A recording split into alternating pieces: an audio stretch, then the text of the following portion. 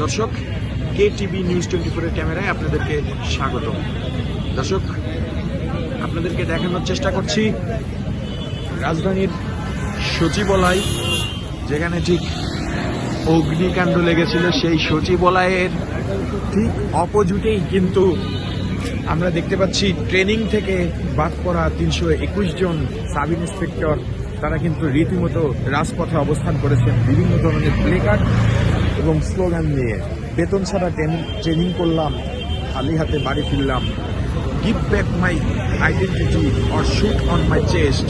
দর্শক, এরকম নানান ধরনের প্রতিবাদী স্লোগান নিয়ে তারা কিন্তু রাজপথে অবস্থান করছেন। তারা সবাই কিন্তু ট্রেনিং প্রাপ্ত, সদ্য শেষ করেছেন পুলিশি ট্রেনিং, কিন্তু কি কারণে তারা বাদ পড়েছেন তারা ঠিক জানেন না, এবং সেটি জানার উদ্দেশ্যেই হয়তো তারা রাজপথে এইভাবে অবস্থান করছেন।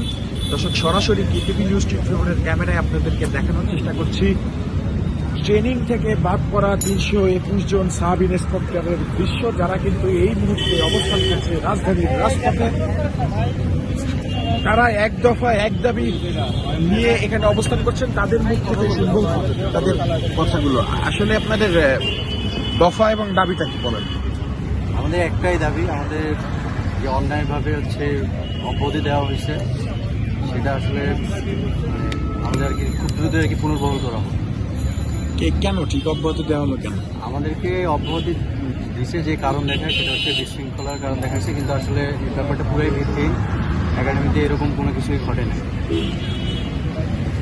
দর্শক, বিশৃঙ্খলার কারণ দেখিয়ে একযোগে 321 জন পুলিশ সদস্য যারা কিন্তু মাত্রই ট্রেনিং শেষ করেছেন, ট্রেনিং শেষ করার পরেই তারা কিন্তু এখানে যুক্ত হতে গেছিলেন, এবং তাদেরকে বিশৃঙ্খলার কারণ দেখিয়ে ঠিক এখান থেকে বাতিল করা হয়েছে, এবং সেই চাকরি পুনর্বহালের দাবি নিয়েই তারা কিন্তু এক দফা এক দাবি নিয়ে রাজপথে অবস্থান করছেন, এবং তাদের মুখ থেকে শুনবো কথাগুলো। আসলে কেন বাদ দেওয়া হলো আপনাদের?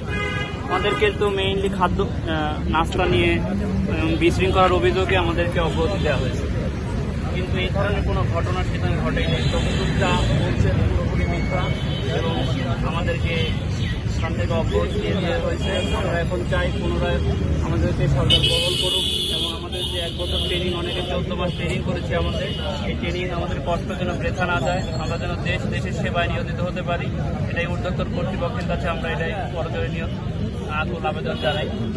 এই ব্যবস্থা যেন তিনি আমাদের করে দেন। এখন পর্যন্ত কি কোনো আশ্বাস পেয়েছেন? এখন পর্যন্ত কোনো আশ্বাস পাই নাই, যার জন্য আমাদেরকে যে আশাবাদী দেওয়া হয়েছিল, যার জন্য আমরা এখানে আজকে আবার দাঁড়িয়েছি। এখন পর্যন্ত কোনো তথ্য আমরা পাই নাই মন থেকে। ভাই, একটু জান, আপনি যে আপনার প্লেকার্ডে লিখছেন give back my identity or shoot on my chest, এই আবেগের কথাটি একটু বলবেন না, কেন এরকম দেখা? আসলে আমরা সারদা টিপে 1 বছর ট্রেনিং করছি। ট্রেনিং করার পর একটা মিথ্যা অভিযোগে আমাদের বের করে দেওয়া হয়েছে। সারদায় যে প্রতিটা দিন কতটা কষ্টে আমরা পার করছি, এটা শুধু যারা ট্রেনিং করে ওরাই বুঝতে পারে। এটা আমাদের জন্য মানে অস্তিত্ব সংকটের একটা ব্যাপার আর কি, যে চাকরি 1 বছর ট্রেনিং করলাম, চাকরি এখন আমরা দেশে বোঝা হয়ে যাচ্ছি।